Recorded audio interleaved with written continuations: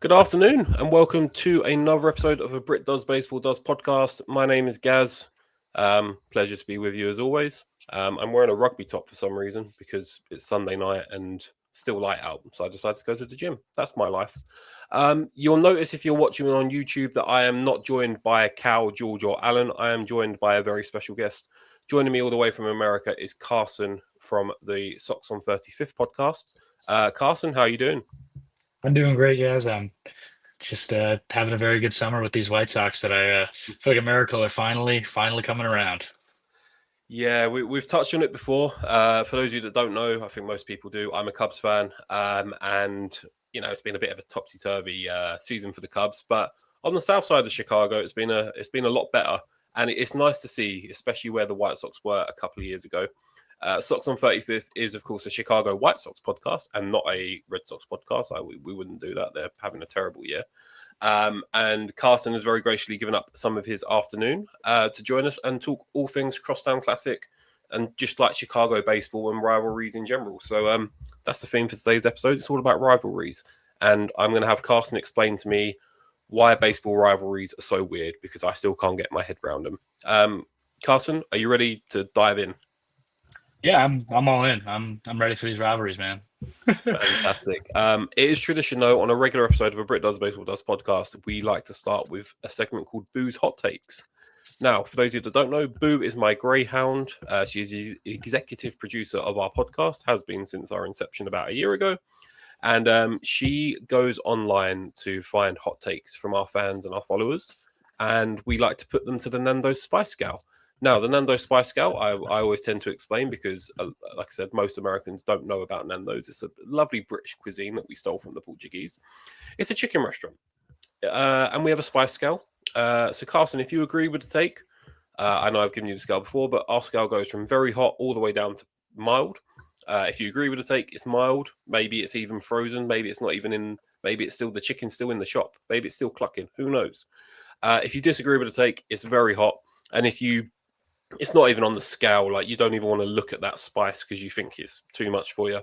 It's Peri Tamer. Peri Tamer is actually a nice sweet barbecue spice, but it used to be on the Nando's secret menu. So that's why it's off the scale. It's not on the traditional Nando's scale. Carson, are you ready for your hot takes? I'm terrified of what you're going to give me here, but you know what? I will do my best to answer them on behalf of a whole community that I feel like I'm representing here today. Yeah, you are representing A, the Sox on 35th podcast, and B, more importantly, the Chicago White Sox fan base. That's a very heavy weight, but I'll do my best. I'll put on for the Southsiders here today. No pressure at all. The first hot take is a White Sox related one. The hot take is the 2026 White Sox. This is their peak. They're still a couple of years off really properly contending, and they're probably not going to contend. This is as good as it's going to get for this era of the White Sox.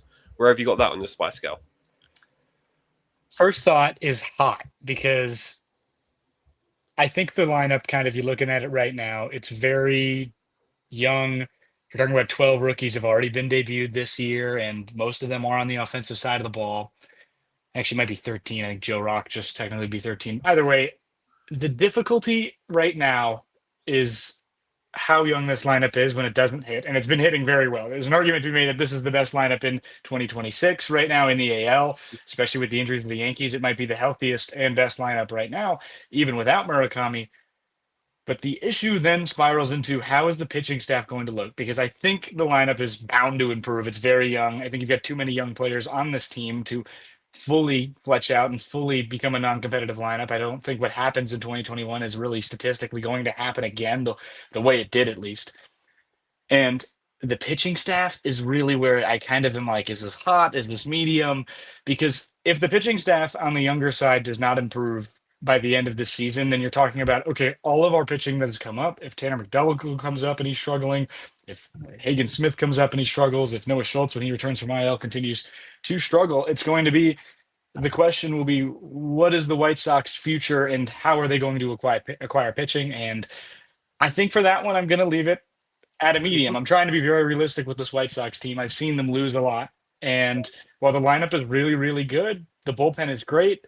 You're going to have to force Grant Taylor into a starting role at some point here if these arms don't produce. And as much as I like Sean Burke, as much as I like Davis Martin, these are guys who, in Martin's case, is getting older and may not be able to repeat what he's done this year ever again, just because he is 30 and he is a weird kind of guy. He's more of a fly ball, ground ball, not too big on the strikeouts prior to this year, and he suddenly started striking out a lot of guys due to less fastball usage. So I think it's all in the rookies, and I'm going to leave it at a medium because there's so much unknown in the pitching staff, Mm. even in next year.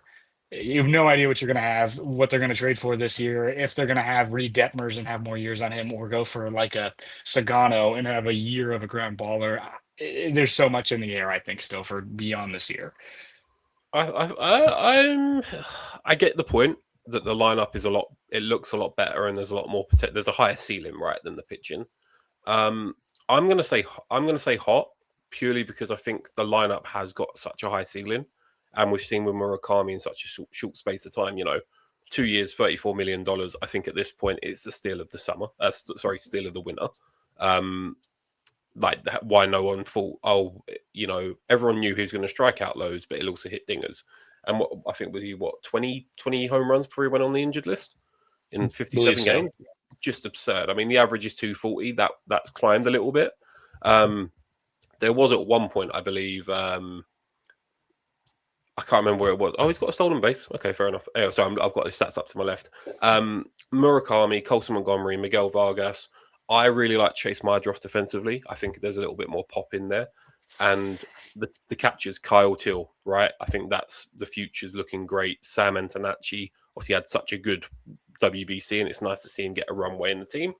I've got this as hot because I think you guys will get better. I just think you need to invest in as you said, on the pitching side. Shane Smith needs to come back and find it like he did last year. Noah Schultz, as you've already mentioned.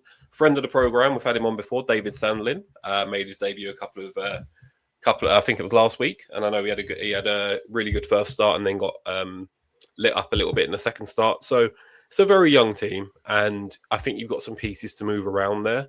And I just think it's a case of, you just need to get the right veterans in, right? Like maybe one starter, maybe a bullpen piece. Sir Anthony Dominguez has been probably what you would have expected, which is got velo, but control can sometimes lack. But yeah, I think this isn't a flash in the pan. I think you could build on this. I think you're a couple of years ahead of where you probably thought you would be as well. I mean, I don't think I projected this team in my mind when I kind of went into the year. I think I was telling my friends, like, this is really a team that we're going to look at in 28 because I don't know what's going to happen in 27. And I just don't think it's feasible that we compete in 26. And then suddenly, I think the AL Central might be the best division in baseball at the start of the year. And then the AL Central becomes the AL Central again. And Yeah. suddenly we've got teams at the bottom who, like the Tigers and the Royals, who just haven't found it. They can't hit for whatever reason at the start of the year. They lose some guys, and suddenly it's a disaster for those two teams' seasons. And now the Twins are third in the AL Central, the White Sox are second, and of course the Guardians are first, as is tradition. But it becomes difficult for me to even say that I have any idea where this pitching staff could be. I think the hot take, I think I totally agree with you on the lineup. I just don't know where the investment in pitching stands, especially with the cash infusions from Ishaba. I don't know what's going to happen with this team in this offseason, and we might be looking at a team that doesn't compete again until 28. But I don't think we're looking at a lineup that's going to regress. I think that's my key point there. This White Sox lineup is going to improve. It will. Yeah, and we'll touch on some players that we've named already a little bit later. But yeah, I think it's a fun team, right? And that's all you want in baseball, especially in a year where you didn't think you'd compete. But yeah, the Royals and the Tigers being as bad. I had the Royals winning the division this year. I had the Tigers on a little bit of a slump, not this bad. But anyway, we'll come back to all that stuff. Our second hot take, moving over to the rivalry and the main point of the episode. The Crosstown Classic is the best rivalry in baseball. For those who don't know, the Crosstown Classic is the Cubs and the White Sox. Where would you have that on your spice scale? Are we talking right now or ever? Ever, like the whole rivalry. Ooh.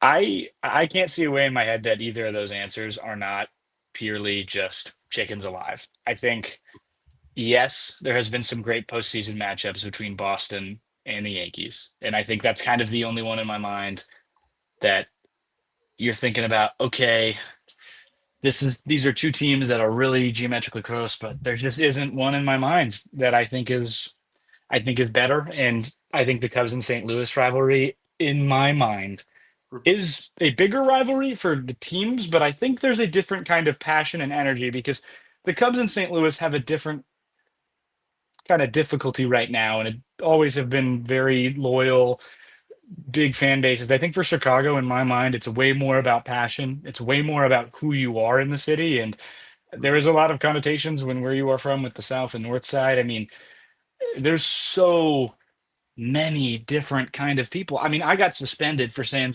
I I was talking when I was in second grade. I remember this so well.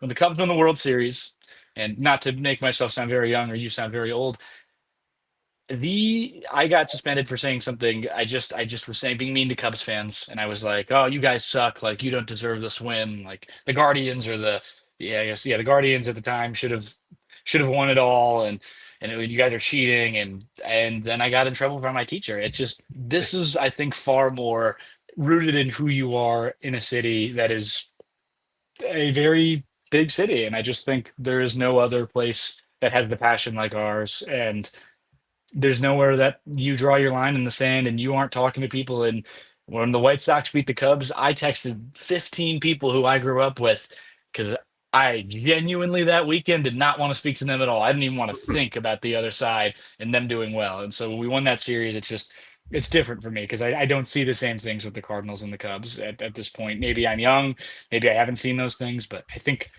the bad blood is legendary in Chicago and will end up being the best of all time. And I think in a few years when these two teams are together, but it is the underdog and it's us who are the little brothers of the underdog.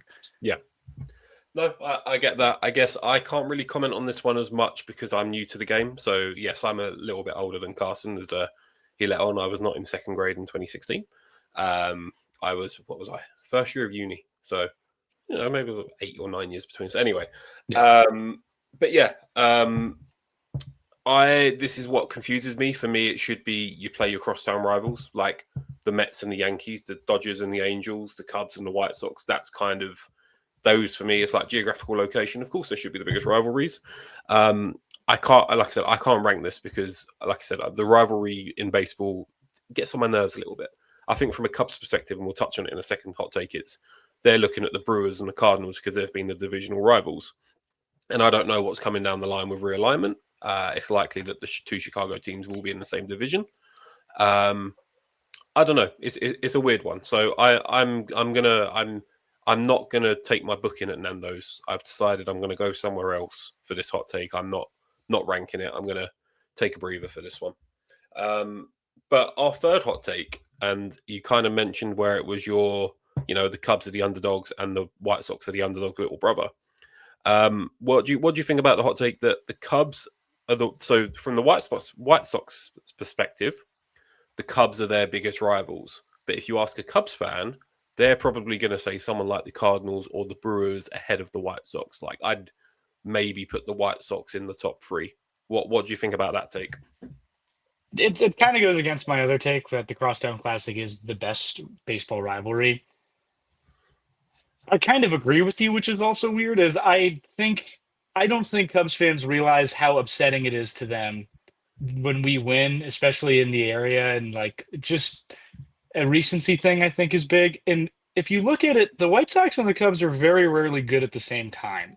Mm, And when they are, those are the very kind of big spikes you see. But for both teams, I mean, they are both historical losers, unfortunately. They have both been around since the very start of the MLB, or the very origins of the MLB, and specifically the early 1900s. And both of these teams have a very big history of losing mm, constantly. And it is unfortunate. The White Sox and the Cubs are kind of pretty well now renowned at this point to be two teams that kind of at one point were either underdogs or are currently underdogs.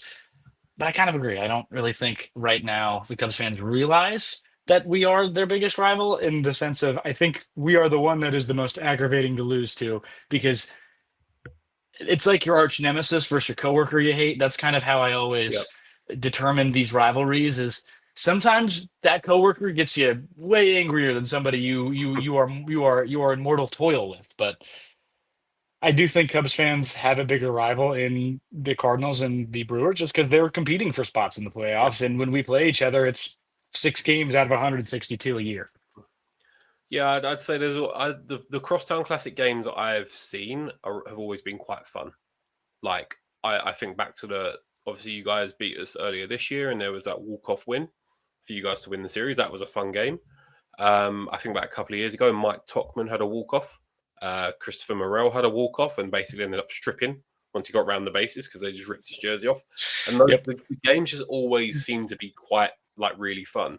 For the take itself, I've got this as mild. I do think from a Cubs perspective, they look at the Cardinals as like their age-old rivals. They hate them, which blows my mind because for me, I know that there's going to be history and people hate teams for other reasons, but coming at it from a football fan, your geographical, they're your rivals. And I'm looking at the record, and it's the White Sox actually have the edge in all-time series. There's been 161 games in what they've been going 100 years, and the White Sox are 81 and 80. So there's not much in it, and the postseason they are 4-2.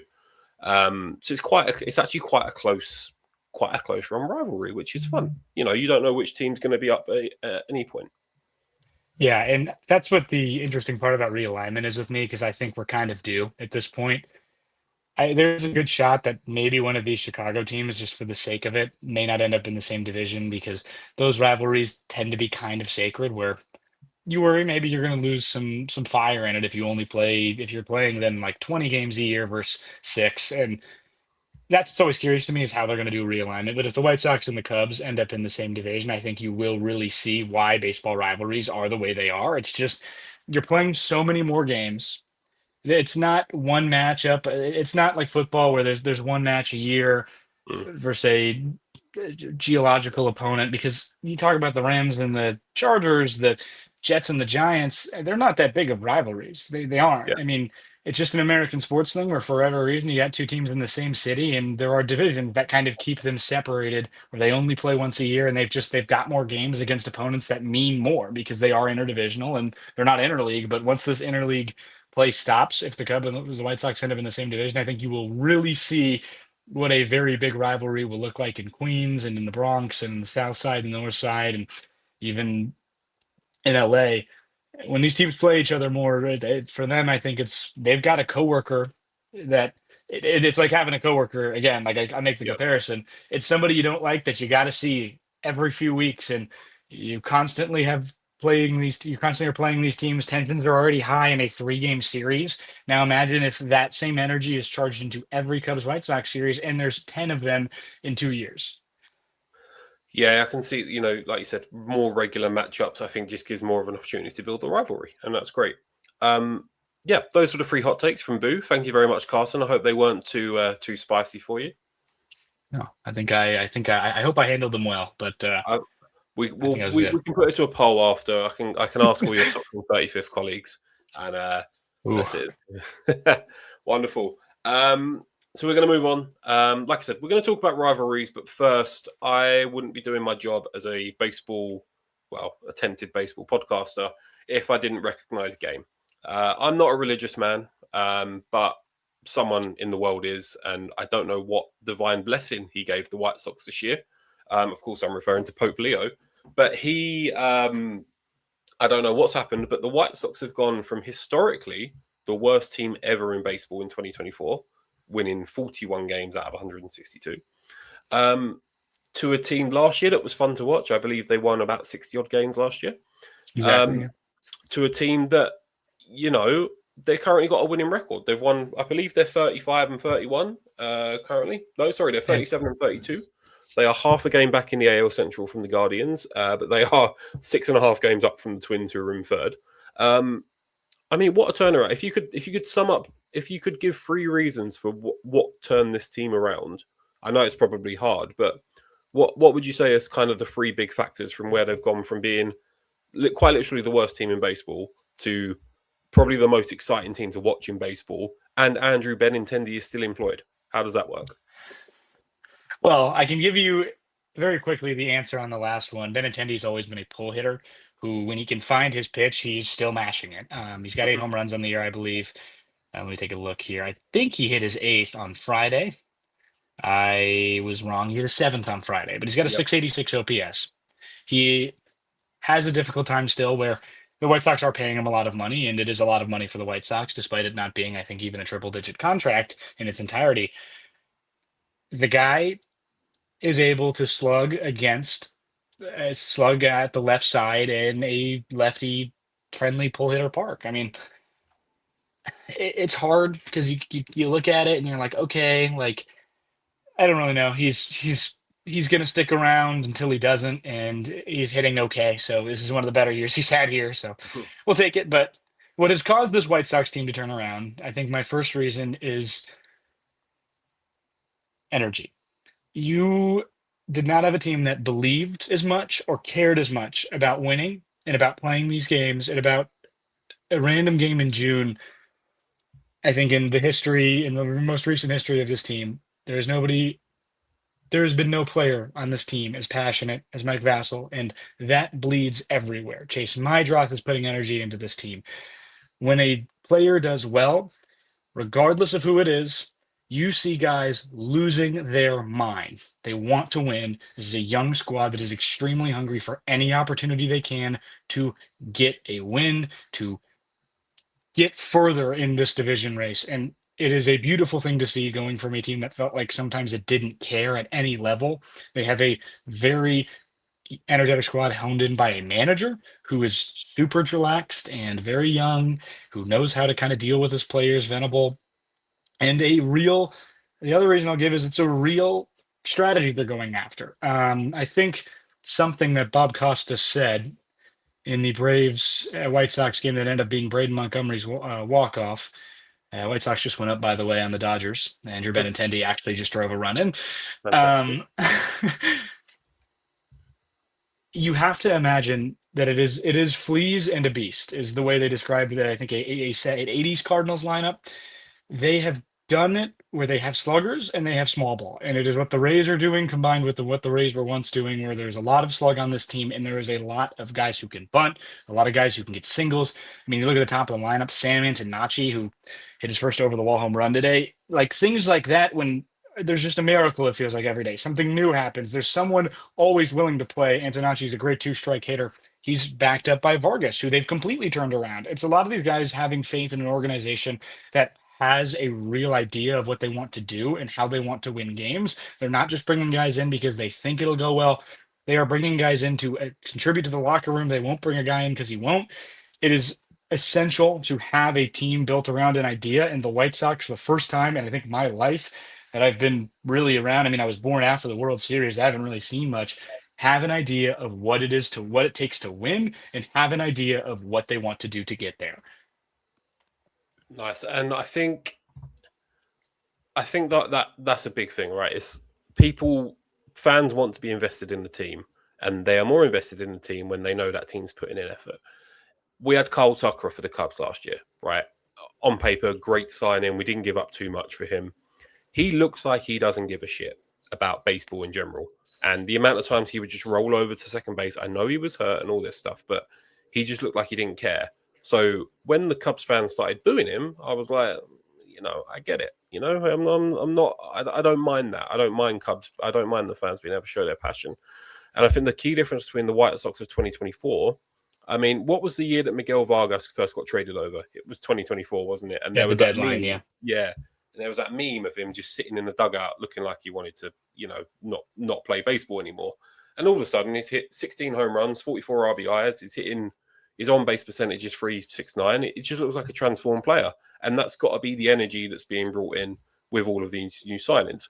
Talking of new signings, Murakami, talk to me. What? How does he look? How does it look from a fan, and does it make you want to go to the game knowing that Murakami will be playing? I know he's currently on the injured list, but Yeah.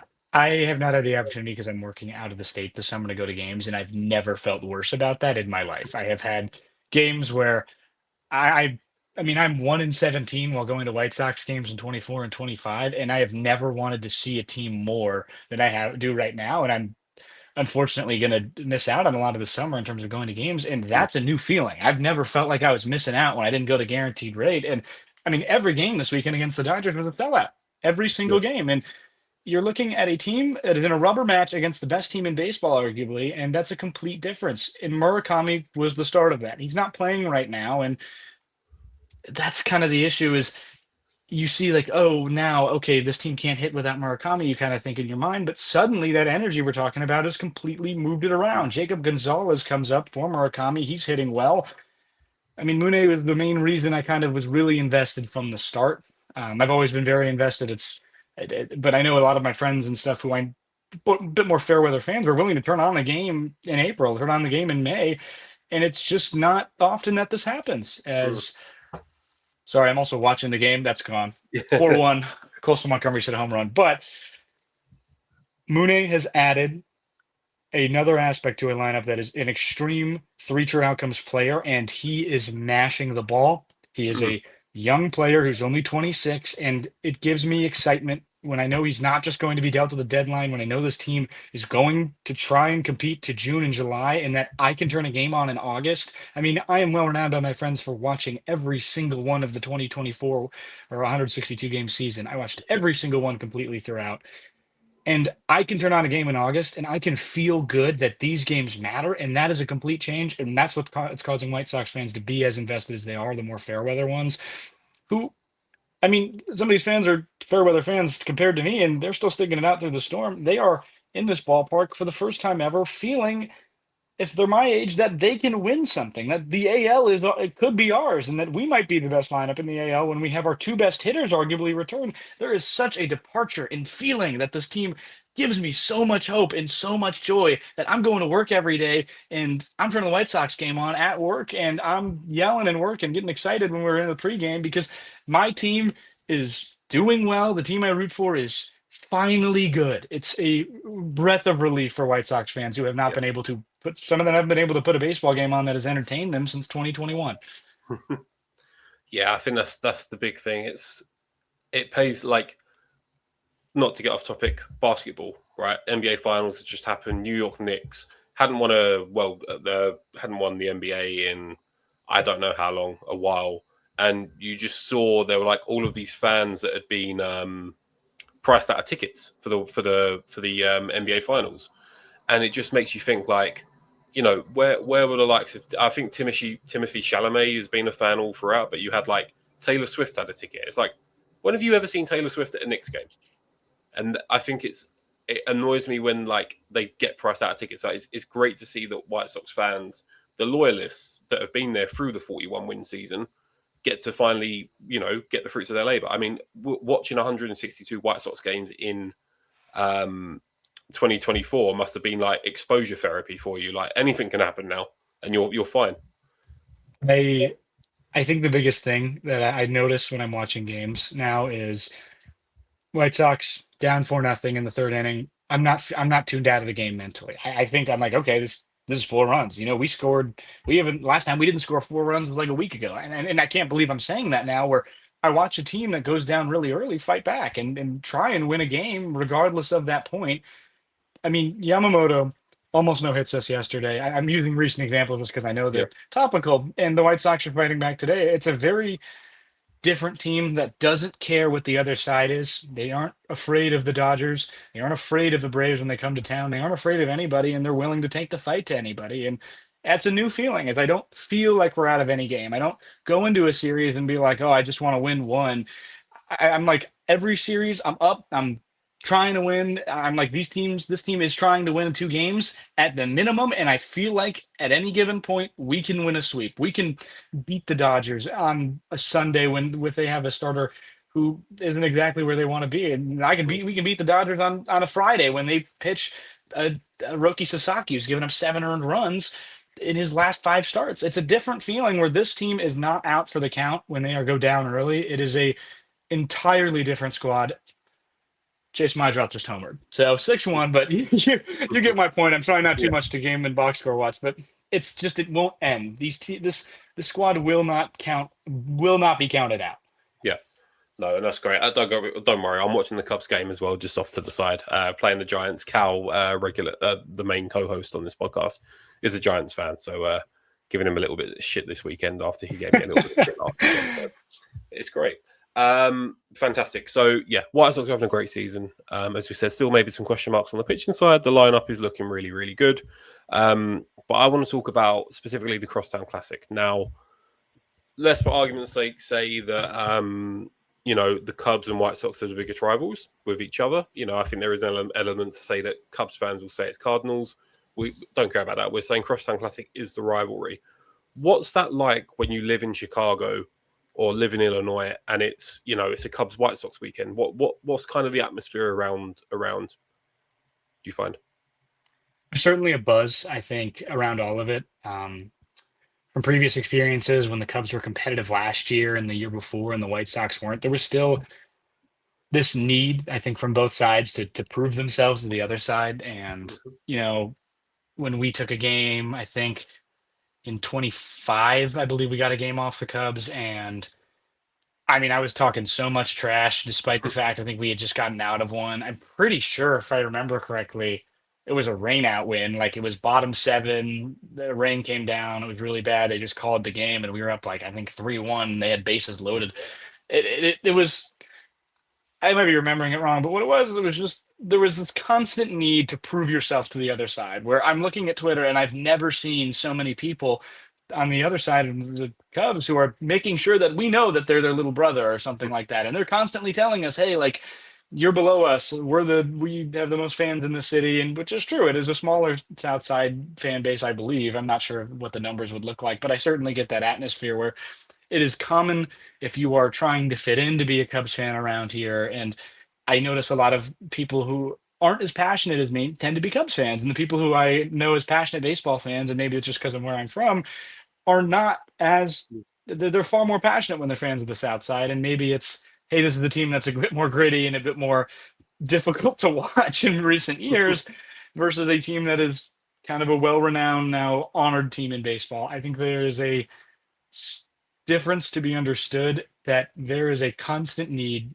It is a sibling rivalry with fans of the same city who in the fall and in the winter they cheer for the Bears, and suddenly in the summer it is a rift that cannot be mended when they play on rivalry weekend. Yeah, I find it wild, right? Because like we talk about, if we talk about New York or LA, they have the two.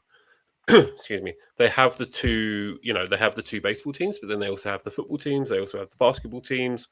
Hockey. I know that you got the. I'm not going to remember the. I know you got the Anaheim Ducks. New York. I know have about 15 ice hockey teams. It seems if you count New Jersey as well. But what I find weird with Chicago is you just have the one basketball team, you just have the one hockey team, and you just have the one football team, and it is just baseball that creates that rift. So I think it intrigues me the most to know that they're at each other's throats for 6 months of the year, and then as soon as football season starts, you'll probably sit next to them at Soldier Field and be like, "Oh, hey, buddy, do you want a beer?" or all that stuff, or where do you get up to at Soldier Field? Being outside it, great stadium. But yeah, that's what I think. It's a weird one compared to you always think about the big cities in America, and it's New York, it's Chicago, it's LA, it's San Francisco. Chicago's in that 4 or 5 ranked sports cities, and I just find it wild that baseball is the only thing that separates them. I guess my kind of next question is rivalries in general. So we've alluded to this a little bit at the moment because it's not interdivisional play. It's probably not the Cubs' biggest rivals. How does that work from, as I said, from an outsider, from a British guy getting into baseball? My partner's American and she's a Cubs fan, and hence why I'm a Cubs fan as well. And I was like, oh well, Cubs and White Sox, they must play each other like loads and must hate each other. Like, what's that all about? And she was like, oh no, we actually hate the Cardinals more. What is it about baseball rivalries that sets it apart from different sports? Because you have like the Packers and the Bears hate each other, and you can see that they hate each other because it's a geographical reason. What's different about baseball? There's two things. I first have to ask, I'm curious because I'm not a huge Prem fan. I'm actually just getting into soccer again Mhm. because or football because I've kind of been an MLS fan very weirdly last few Yep. years, and I got really into the sport. Now I'm like, okay, I'm ready to understand it at a global level. You play, I believe, every team home and away, pretty much. Yeah, Is that's that correct. okay? Yeah. It is extremely rare that with how the American leagues are set up because of the distance it takes to go from one team to another, it is impossible to have one just large table where It is a team that is going Yeah. to always play this other team as much because the Cubs and do not want to go and play the Giants as many series as they play the White Sox, or play the Giants as many series as they play the Brewers, because the Brewers are an hour away and the Giants are an entire weekend lost in a different ballpark in a completely other side of the country. It is I guess it's like if Manchester United was having to go to Ireland 4 times a year, you would Yeah. definitely dislike that trip a little bit more. If the Ireland team is then 4-0 and the Prem, I don't think the Prem allows any team outside of England or the UK specifically, but Mhm. it's difficult. I might sound like a moron here to so many of your British fans, and I apologize. I really am learning the sport very, very slowly. But you play for so much more because it's about the division. The White Sox and the Cubs both have 4 teams in their division that they are competing for one spot in. The top of that pile is the one that gets to go to the playoffs, and it is much more attainable in terms of, yeah, the White Sox aren't going to see the Cubs again after we see you at Wrigley in August until 2027 likely. There's Yeah. a very low chance we see you in the playoffs because we're in interdivision and in a league, and you're going to probably, both of us probably won't make it to the end. I mean, in terms of betting odds, as much as I do believe that I think the White Sox definitely can and the Cubs definitely can, there is a pretty good chance this year that they don't see each other again after 3 games in August. And it's locationally, people are a lot different in the sense of, when I watch Bears games, I tend to watch it with also White Sox fans, and Cubs fans tend to be the same. And it's just, there's so many Cubs fans in one area locationally. They don't interact in baseball as much with White Sox fans,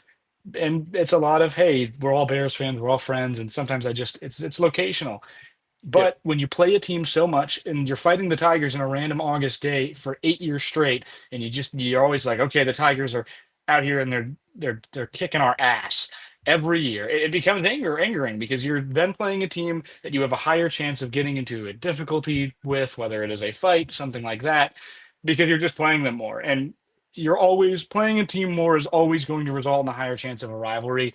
I mean, the White Sox and the Royals in 2021 is a great example where the Tim Anderson thing was a boil over on a few series being kind of contentious with White Sox pitching and Royals pitching, kind of having an issue hitting pitchers that season, or hitting batters this season. And one of them came at a time where they think that might have been intentional and close enough to where, okay, well, now we have to clear the benches after Tim Anderson and disrespected our pitcher. And it's just the nature of baseball.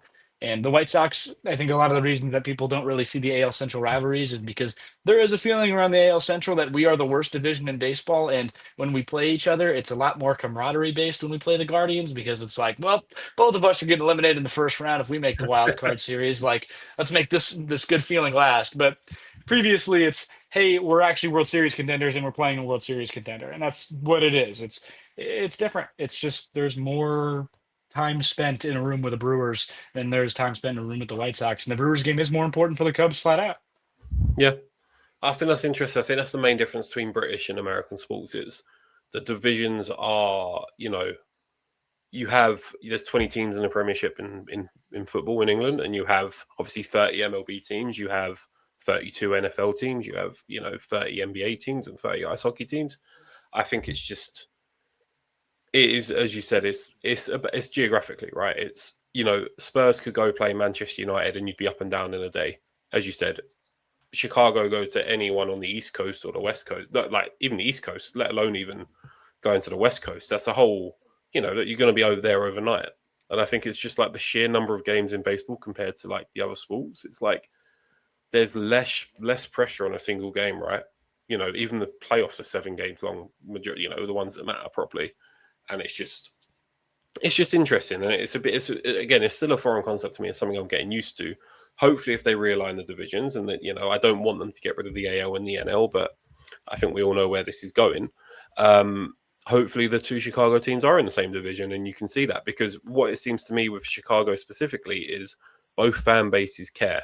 Like, okay, the Cubs may prefer the Cardinals rivalry, but all the Cubs fans you speak to are like, oh yeah, but I don't like the South Side. And I know the White Sox obviously hate the Cubs, and that's a nice friendly rivalry. You go to like the Yankees and the Dodgers, and they're like Angels, and I don't give a shit about the Angels. And the Mets are like, our little brother with money, and they're still bad. So I think that's what sets Chicago apart from those other cities, and they're the ones I give the comparison to. I think you'd explain that perfectly. We're coming to near enough the end. Couple more questions for you. Just switching it back to the White Sox. Where do you see their season finishing? I'm not asking for a record as such, Ooh, but do you think playoffs? Do you think over 500? What's your prediction for the White Sox season? I do think the White Sox team is going to win the Central. I think specifically because of what just happened with Jose Ramirez. That's unfortunately, I hate to see an injury. I love Jose Ramirez because we've been so bad so long that like when he beats up on our team, it's like, all right, like we're we're 5 games, we're like 10 games under 500 in June. Like, cool, Jose Ramirez is a baller, and he is a very old 33 as opposed to Degrom as a young 39, if that makes sense. Where Yeah, he's been in the league so long, I've been watching him so long that I have nothing but respect for him and his craft, and which is weird considering what happened with Anderson. It's a weird thing where I don't think any other team in this division has what it takes. If the Tigers pick it up, I think it's the only squad at this point that has a real feel for an actual AL Central championship. yeah, It just there's no one left. The Guardians have a great pitching staff, and now if the Guardians have a really good staff that continues to carry them forward, and it's likely, but the lineup is not hitting well enough without Ramirez to justify even that. They need 5 Cy Young candidates at this point if they're going to continue to hit the way they have some of these recent yeah. nights. But it also is, can the White Sox then consistently win on the road? They're 14-20 on the road, 23-12 at home. There's a lot of things going into this, and I think it's going to be the guards or the White Sox. It's how bad is the Jose Ramirez injury?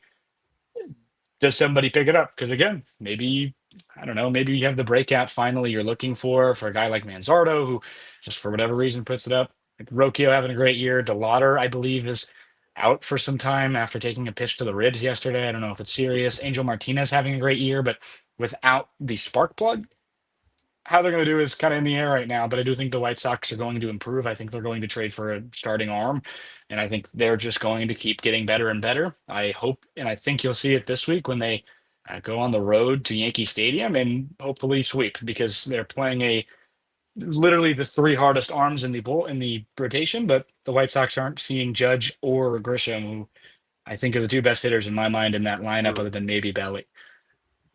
Yeah, that's fair enough. And then, yeah, I think that's it's not outside the realms of possibility. It's just we're at that point now where a streak for a team, we're now too far into the season where if you went on like a 15-game losing streak, you're unlikely to get it back. So, here's hoping for the best for the White Sox. As I said, I had the Royals winning the division, so at this point, I don't really. I would like the White Sox to win the division. I think it'd be fun. I think the White Sox fans deserve it. I think you've been through more than enough punishment for even a Cubs fan to go, yeah, go on, you can have that. That's fine. Fantastic. And then my last question was the Crosstown Classic in August at Wrigley. How do you think that's going to go? Do you think the White Sox are going to take it 2-1? Do you think is a sweep on the cards? Do you think the Cubs might edge it because they might be a little bit better by then? What do you think? I have my opinions. That I don't think you're going to like to hear, and I Yeah, apologize for what I'm about to say. go for it. I don't think this Cubs team is going to get back enough pitchers, and now with Suzuki, how serious is that injury? Is that They going to say be a serious table time? he was originally in the lineup for today, DHing, and then they just wanted to take precautions. So he is Okay. day to day. Knowing the Cubs, sorry, I'm just watching. This is either a home run or a fly out. Fly out, lovely. Colin Ray's got out of it. Yeah, I agree with you on the pitching side. The fact I'm saying Colin Ray. This is one of the most toss-up answers ever, and I do think this Cubs lineup does not have what it takes to stay consistently in the lead, stay consistently at all in this NL Central right now. Mm-hmm. I'm going to probably say it's a 3-0 White Sox sweep, because at that point, I think Cubs will be floating still around 500 because they have a good enough lineup to keep fighting and stay into these games. But their pitching staff, if they aren't getting arms back or they aren't trading for arms and fully in the market for Tariq Skubal, I could just be totally wrong, and the Cubs could be ahead of the entire NL by the end of next month. And that I totally recognize. I don't think they're going to do it. I don't think they're going to get a big arm out of the pen. I don't think they're going to get the kind of King arms. Joe Ryan's always won the cards, but with the Twins ownership changing, I think that's the best arm that they needed to get over the hump, and they aren't going to get it. I don't think he's going to leave Minnesota. I think they're going to get swept, and I think they're going to stay at around 84 and 80. I had a midseason prediction thing or a part season prediction and a few days ago, and I think the White Sox going to take it 3-0 with the new arm. They get either Detmers or Sagano, which are my two guesses. Sagano, the ground baller out of Colorado. Yeah, that's not a match made in heaven. Saying that, he did keep the Cubs scoreless last week, but I think most people could have last week. I think I could have pitched. Anyway, yeah, you can have a bold prediction. I think the Cubs win that 2-1, but I appreciate confidence. I'm not going to sit here and go, I completely disagree with that, because who knows? Murakami will be back by then, so it could be scary with the wind blowing out and Shota Imanaga and Jameson Taillon in the rotation. It'll be a great series. I will be at as many of those as I can be, because I think that's going to be one of the best Crosstown Classics you've ever seen at Wrigley. And I was there, and Eloy Jimenez and Luis Roberts game winner home runs. So nice. Well, here's hoping you see some home runs, but more for the Cubs. Thank you so much for joining us, Carson. We got going to give you the opportunity now. Plug whatever you like. Obviously, you've come from us from Sox on 35th podcast. And I know you've got your own stuff as well. So take a minute or so just to plug whatever you'd like. I cannot put anything more than to Sox on 35th. They have given me so much, and guys over there, Joe, Jordan, Duke, I really appreciate them on the podcast and really appreciate them on the writing side. That is at Sox on 35th, so at SOXON35TH on Twitter. We just have a very big thing going on. We will be working with the White Sox on June 23rd for Charities, White Sox, I believe, yes, Charities Day. Get signed up to be notified for that. We get a special shirt that you can, I believe, get and put a lot of money towards Sox charities. This is a cool thing we get to do in partnership with CHSN. So make sure you go look at that. As for my personal Twitter, if you're looking for that, it's at Carson, CRSON_Cass, KASS. Instagram, the same thing with an extra underscore. I don't have too much of a personal platform in the sense of I talk about the White Sox. I talk about whatever I'm doing at school. If you want to keep up with me there, I would happily welcome it, but you'll see a lot of my stuff at Sox on 35th and through other mediums like the Bethesda Big Train right now and Syracuse Esports. But thank you very much for having me on, Gaz. No problem at all. I can't let you leave though. Again, we have two traditions when we do an episode. We have Boo's hot takes and we end with start bench cuts. So normally we end with the plug, but I wanted to lull you into full sense of security. And I'm going to hit you with two start bench cuts before you go. So I've got one baseball related one non-baseball related one. If you don't know, if you're listening at home and don't know how start bench cut works, I can't help you at this point. 3 options: you start one, you bench one, you cut one. It's about as nice as it sounds. You want to be starting them, benching your life, fine. Cutting them, you don't want them in your life anymore. It's like an ex-boyfriend or an ex-girlfriend. You just don't care. But yeah, are you ready for your start bench cuts? I'm absolutely ready. Lovely. So I've never lulled anyone into like, oh yeah, we'll call it that. Oh, by the way, you've got these start bench cuts. We like to keep them on their toes. The first one, White Sox legends. So these are before my age as well. I'm interested to see someone who, obviously, you may have been alive for part of their. I'm trying to think of the timings, maybe. But we'll see where this goes. So your start bench cuts on White Sox legends. You've got the Big Hurt, Frank Thomas. You've got Paul Konerko, and you've got Mark Burley. You have to start one, you have to bench one, you have to cut one. Ooh. Off you go. Ooh, my internet. You good? I think we can still hear you. Oh, sorry. My Wi-Fi just cut out. I apologize. No, if you want to start, if you want to start at least the start bench cut, I got to Frank Thomas and then I cut out for a second there. Yeah, no problem. I'll give it to you again. So 3 White Sox legends might be a little bit before your time, but we'll see. Frank Thomas, the Big Hurt. Paul Konerko, Mark Burley. Start one, bench one, cut one. Ooh, I'm going to get so much flack for this.